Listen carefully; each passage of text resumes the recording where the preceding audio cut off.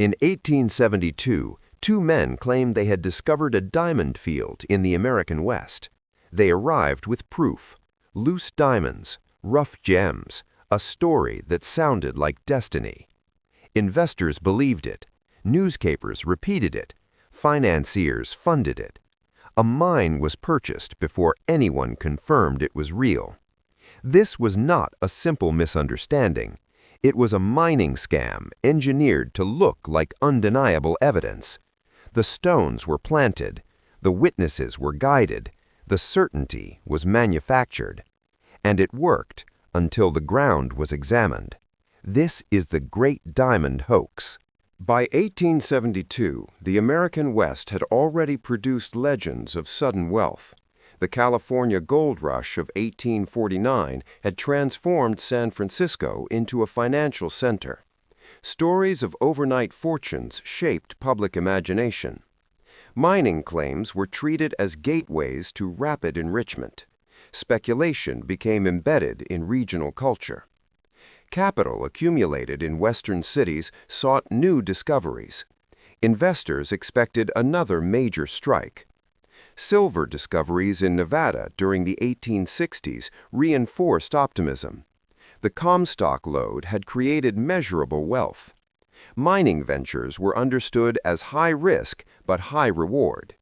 Failure was common, but success stories dominated attention.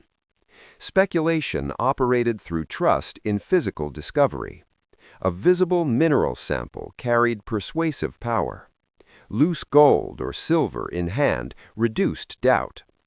Geological verification was secondary to apparent proof. Financial networks in San Francisco were tightly connected. Prominent businessmen invested together. Reputation influenced decision-making. Information traveled through personal relationships. The mining economy rewarded speed. Early entry promised disproportionate returns. Delays risked exclusion. Secrecy was treated as strategic advantage. Rumors of new strikes moved markets quickly. Newspapers amplified mineral discoveries enthusiastically. Frontier narratives blended risk with destiny. The American West was framed as unfinished opportunity.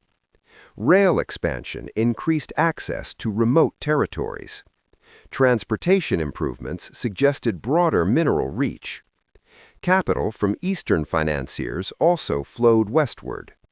Mining syndicates were common organizational structures. Private groups pooled funds for exploratory claims. Limited due diligence was typical. Physical samples often substituted for surveys. Engineering reports were sometimes commissioned late. Optimism preceded confirmation. Wealth from prior strikes reinforced belief in repetition. Investors assumed geology favored expansion. The appetite for discovery remained strong. Diamond finds had occurred in other parts of the world. South African discoveries in the late 1860s gained attention. The idea of American diamonds seemed plausible. Speculation required only credible evidence. The region's culture rewarded bold claims. Skepticism was viewed as hesitation. By 1872, capital was searching for the next mineral frontier. The environment favored belief over verification.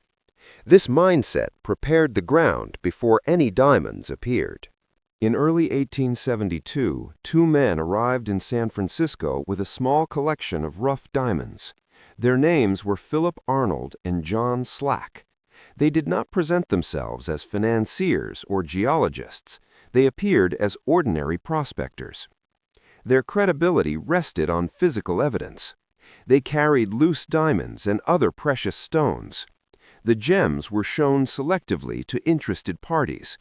Initial observers confirmed the stones were genuine. Authenticity of the minerals was not in dispute.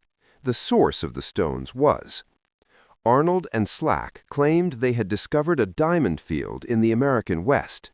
They refused to disclose the exact location immediately. Secrecy increased perceived value. Limited access created urgency. The men suggested the field was extensive. They implied that additional deposits remained untouched. The stones included diamonds, rubies, and sapphires. This diversity added to the impression of extraordinary geology. Few questioned whether such combination was geologically consistent. Financiers focused on the sample quality. The men allowed controlled inspections. Gems were passed from hand to hand. Each inspection reinforced belief. Word spread quietly through private financial networks. The story reached prominent investors. Among them was Asbury Harpending. Harpending recognized the potential scale of the claim. He arranged further evaluation of the stones. Professional jewelers examined the samples. They confirmed the gems were real and valuable. This confirmation removed immediate skepticism. Attention shifted from authenticity to acquisition. If the mine was genuine, early ownership promised enormous return. The men negotiated carefully. They avoided public announcements. They emphasized limited opportunity. The narrative was constructed around discovery rather than promotion. Their modest appearance enhanced credibility. They did not resemble established speculators. They appeared reluctant rather than aggressive. This posture reduced suspicion. Proof bias began operating. Investors believed what they could physically hold. The samples substituted for geological survey. The presence of real diamonds suppressed deeper inquiry. By mid-1872, interest had intensified. Capital began preparing for syndicate formation. The foundation of the scam rested on one principle. Authentic stones could validate a fabricated source. The bag of gems became the core instrument of persuasion. The core mechanism of the fraud was a practice known as salting. Salting involves planting valuable minerals in barren ground. The objective is to create artificial evidence of natural discovery. The technique predates the American West. It had appeared in earlier gold and silver frauds. Its success depends on controlled demonstration. Observers must believe they are discovering the resource themselves. Arnold and Slack understood this principle. Loose gems alone could raise interest. Planted gems could create certainty. The diamonds they presented were authentic. They had been purchased from legitimate sources. Authenticity of the stones was essential. A fake stone would collapse the scheme immediately. Real gems supported a fabricated location. The men traveled to Europe before 1872. Historical accounts suggest Arnold purchased stones in London. Other reports indicate acquisitions in Amsterdam. These purchases diversified the gemstone types. Diamonds, rubies, and sapphires were mixed deliberately. The mixture increased perceived geological richness. Few investors understood mineral formation patterns. The combination appeared extraordinary rather than suspicious. Salting required precise preparation. The ground had to appear undisturbed. The stones had to be partially embedded. Placement needed to allow easy discovery. Too many stones would create doubt. Too few would reduce excitement. Control over observation was critical. Observers were guided carefully through the site. They were directed where to search. The planted stones were positioned strategically. Each discovery reinforced the previous one. The experience created confirmation bias. Witnesses believed their own judgment. They trusted what they personally uncovered. The physical effect was powerful. Physical interaction replaced analytical review. Salting transformed spectators into participants. Participation strengthened conviction. Geological surveys were minimal. Independent mapping was restricted. Location secrecy prevented broader inspection. The illusion was constructed through choreography. Each stage of discovery was planned. Authentic gems provided credibility. Controlled discovery provided proof. Together, they created manufactured certainty. The scam did not rely on persuasion alone. It relied on engineered evidence. Salting was the technical foundation of the deception. By mid-1872, interest among wealthy investors had intensified. Asbury Harpending helped organize a private syndicate. The group included prominent businessmen from San Francisco and the East Coast. Among the Eastern backers was Charles Tiffany of Tiffany & Co. The potential discovery attracted national attention within financial circles. Public announcement was delayed intentionally. Secrecy was treated as strategic advantage. Early control promised exclusive profit. The proposed mine was valued at hundreds of thousands of dollars. Negotiations began to purchase full rights from Arnold and Slack. The price escalated as confidence grew. Pressure to move quickly reduced deliberation. Fear of missing the next great strike influenced judgment. The Comstock lode remained recent memory. Investors believed another transformative discovery was possible. A formal syndicate agreement was drafted. Capital contributions were pooled. Initial payments were made before independent survey confirmation. The valuation relied heavily on sample quality. Few questioned the absence of geological mapping. The physical stones substituted for formal verification. Reputation reinforced momentum. Each participant assumed others had conducted due diligence. Collective confidence replaced individual caution. The mine was purchased for approximately $660,000. This was a substantial sum in 1872. Payment was structured in installments. Control of the claim transferred to the syndicate. Arnold and Slack exited negotiations with significant profit. The transaction occurred before broad public disclosure. Limited awareness reduced scrutiny. Investors planned further development quietly. The location remained undisclosed to outsiders. Secrecy increased perceived strategic value. Engineering assessment was postponed. The syndicate prioritized ownership over validation. Capital rush replaced technical review. The assumption of authenticity shaped behavior. Diamond valuation estimates were projected optimistically. Future extraction was treated as inevitable. The syndicate believed it had secured extraordinary wealth. Confidence rested on demonstrated samples. Demonstrated samples rested on planted stones.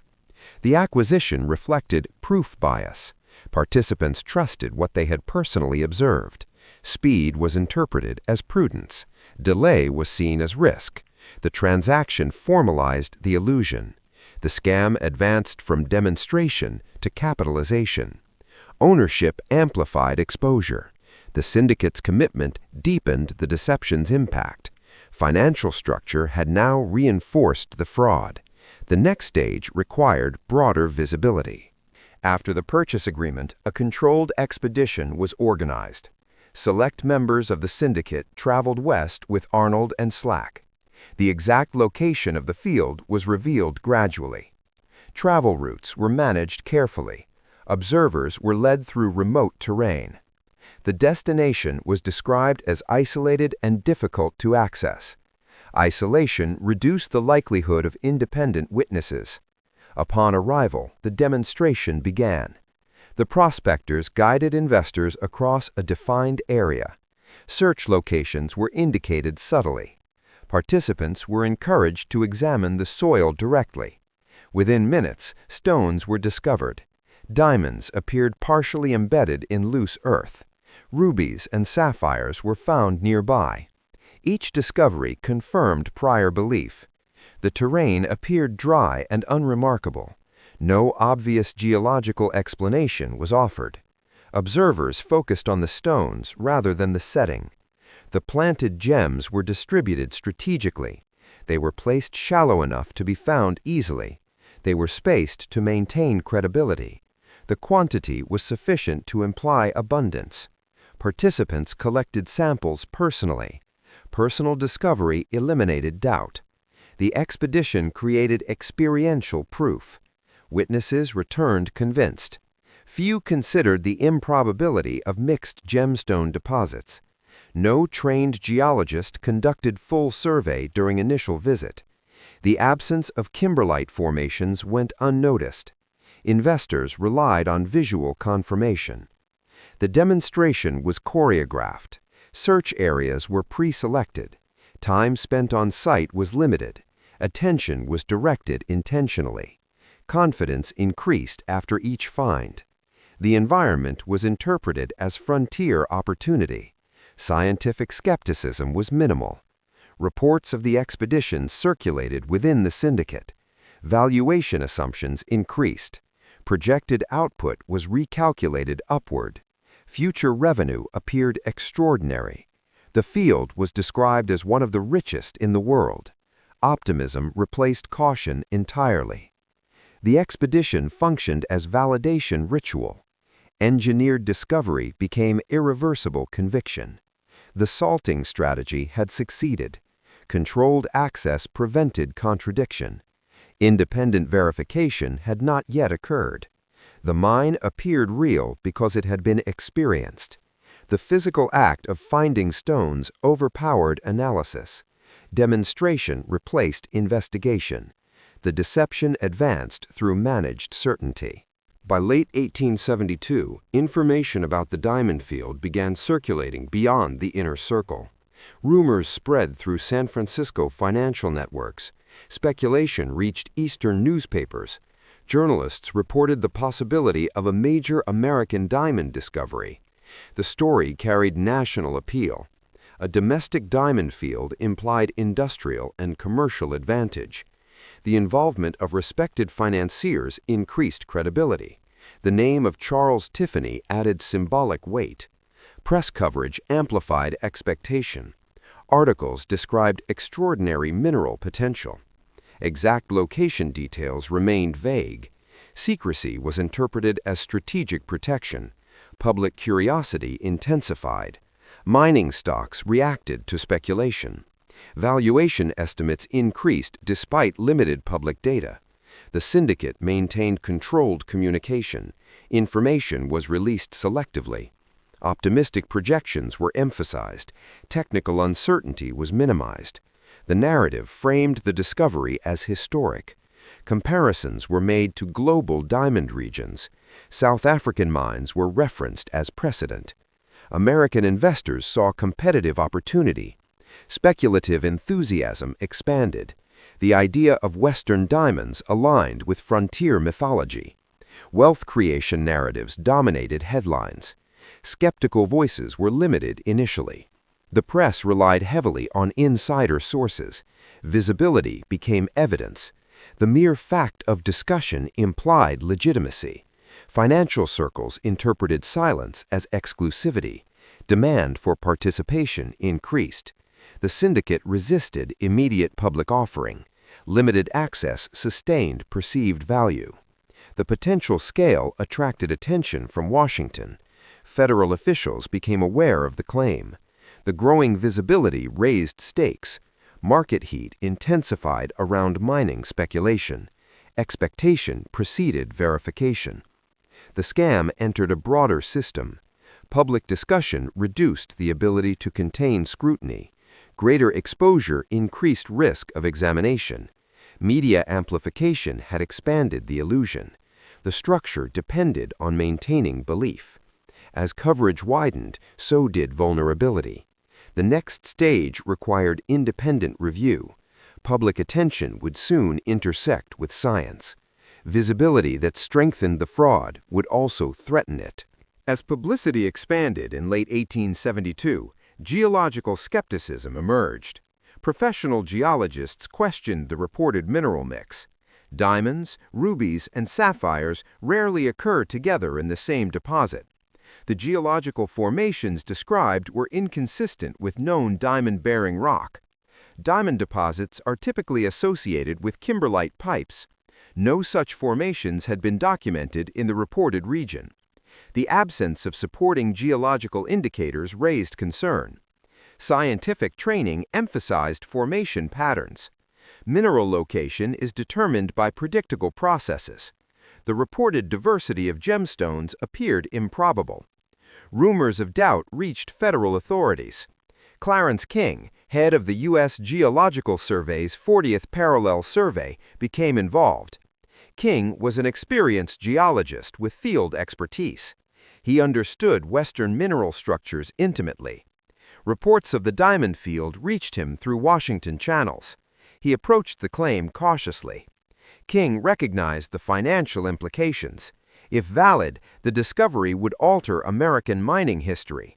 If false, it would represent large-scale fraud. King organized a discreet investigation. He avoided public confrontation initially. Scientific verification required direct examination. King traveled toward the suspected region. He assembled a small team. The objective was independent assessment. Unlike the syndicate expedition, King's approach was systematic. He examined regional geological formations broadly. He evaluated rock composition and terrain consistency. Preliminary observations suggested irregularities. The terrain did not align with known diamond geology. King suspected artificial placement. However, suspicion required confirmation. He proceeded carefully. The investigation prioritized evidence over assumption. Scientific method replaced enthusiasm. King's presence introduced structured verification. The system that had amplified belief now encountered expertise. Geological skepticism challenged financial certainty. The claim would now face independent review. The shift marked transition from speculation to examination. Belief would be tested against structure. The salting strategy had not anticipated professional scrutiny. The next phase would determine credibility. Verification entered the system formally. The fraud was approaching exposure. Clarence King conducted his investigation in October 1872. He traveled quietly to avoid alerting the syndicate. The objective was direct geological examination. King observed the terrain carefully. The surface appeared recently disturbed in places. He noted irregular distribution of stones. Gem placement lacked natural pattern. Diamonds were found in loose soil rather than embedded rock. Associated rock types did not support natural formation. King examined surrounding strata. No kimberlite or volcanic pipes were present. The geological context contradicted reported richness. He expanded the search perimeter. Stones were absent outside narrow zones. Concentration appeared artificially limited. The pattern suggested deliberate placement. King compared the mix of gemstones. The combination matched stones sold in European markets. It did not resemble single-source deposit. He concluded the field had been salted. The deception relied on genuine gems. The location had been fabricated. King documented his findings systematically. Samples were collected for analysis. He avoided premature public accusation. Evidence was consolidated first. King returned to report conclusions discreetly. Federal officials were informed. Syndicate leaders were approached privately. The investors were shown geological inconsistencies. Confirmation shifted rapidly. Once explained, the improbabilities were obvious. The stones had been planted. The field contained no natural deposit. The expedition demonstration had been staged. The fraud was now established. Public exposure followed shortly. Newspapers reversed earlier enthusiasm. Confidence reversed abruptly. The syndicate faced embarrassment. The valuation collapsed immediately. The scam unraveled under structured examination. Scientific method defeated engineered certainty. Verification replaced spectacle. The planted stones could not withstand scrutiny. The deception had depended on controlled access. Independent expertise disrupted that control. The exposure ended the illusion. The Great Diamond Hoax had been revealed. Clarence King's findings became untenable. The mine's credibility collapsed rapidly. Investors faced immediate reputational damage. Financial losses were significant. The purchase price had been approximately $660,000. Additional costs had accrued through travel and preliminary planning. The syndicate's public standing weakened. Newspapers reported the exposure widely. Earlier coverage became a record of misplaced confidence. The story shifted from discovery to deception. Philip Arnold and John Slack attempted to withdraw from attention. Arnold had already secured large proceeds from the sale. Slack's role remained less visible but central. Asbury Harpending and other backers faced public embarrassment. Charles Tiffany's association became a symbol of elite misjudgment. The episode damaged trust in mining promotions. Speculative ventures faced greater skepticism temporarily. Legal consequences were limited. Criminal prosecution was not pursued aggressively. Civil disputes became more common. Efforts focused on recovering funds. Arnold eventually returned some money under pressure. He retained much of his gain. The failure of accountability reflected the era's legal environment.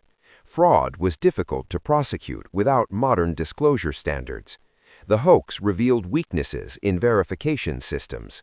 Private syndicates relied on controlled information. They had prioritized speed and exclusivity. These incentives increased vulnerability. The public learned that physical samples could be staged. Mining claims required independent geological assessment. The scandal reduced enthusiasm for similar ventures in the short term. However, speculation did not disappear. The frontier economy continued to reward bold narratives. The Great Diamond Hoax became a reference case. It showed that belief could be purchased. It showed that certainty could be manufactured. The damage extended beyond money. It extended into institutional credibility. The collapse demonstrated the cost of engineered proof. Once exposed, the scam ended quickly. The system that had amplified belief turned into public correction. The fraud's impact became broader than its financial loss. The Great Diamond Hoax did not succeed because investors were uninformed. It succeeded because they believed they had verified it personally. Proof bias played a central role. Individuals trusted what they physically observed. Finding a stone in the soil created ownership of the conclusion. Personal discovery reduced skepticism. The expedition experience reinforced conviction. Controlled access strengthened exclusivity. Exclusivity increased perceived value. Fear of missing the next strike accelerated decision-making. Recent mining successes shaped expectations. The Comstock lode remained recent memory. Wealth creation stories influenced risk tolerance. Group reinforcement amplified confidence. Each participant assumed others had validated the claim. Reputation pressure discouraged dissent. Prominent names reduced caution. The presence of Charles Tiffany signaled legitimacy. Social hierarchy influenced judgment. Admitting doubt risked appearing uninformed. Speed was interpreted as sophistication. Delay appeared as hesitation. Secrecy intensified urgency. Limited information increased demand. The bag of gems simplified evaluation. Tangible evidence displaced analytical review. Geological complexity was ignored. The mixed gemstone deposit appeared extraordinary rather than improbable. Narrative framing shaped perception. The American West was associated with sudden wealth. Frontier mythology reduced disbelief.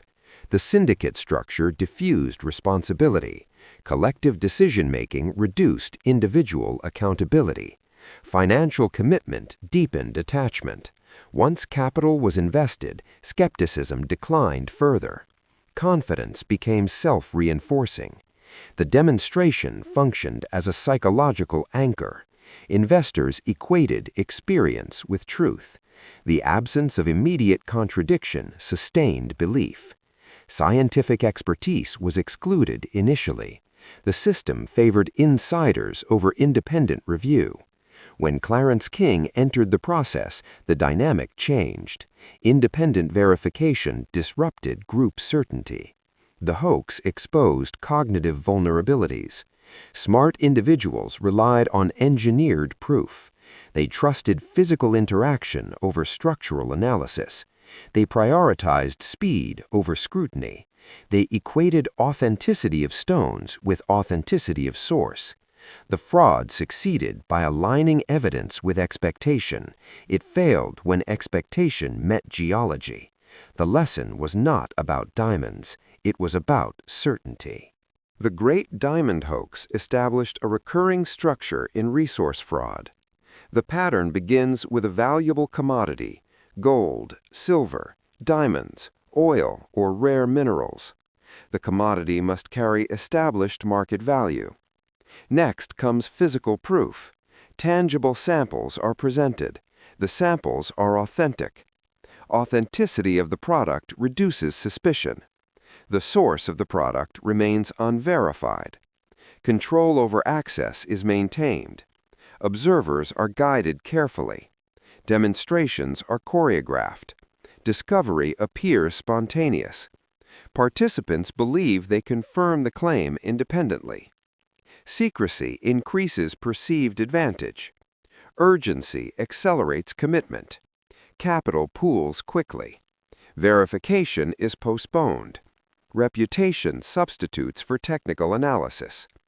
Financial structure amplifies exposure. Ownership deepens belief. Media attention magnifies perceived legitimacy. Visibility becomes validation. Dissenting voices are minimized.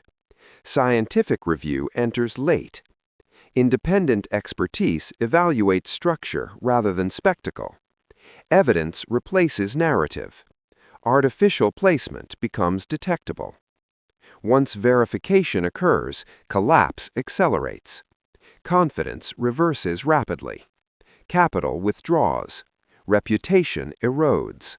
Legal accountability is often limited. The scam's product was never the mine. The product was certainty. Certainty was constructed through engineered experience. The planted stones were instruments. The guided expedition was theater.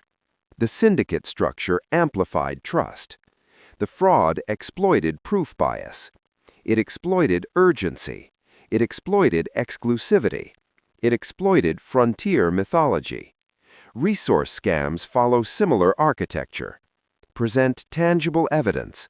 Control observation. Accelerate investment. Delay independent review. Collapse follows verification. In fraud, the commodity is secondary. The primary asset is belief. When belief is engineered, loss is inevitable. In fraud, the product is not the mine. The product is certainty.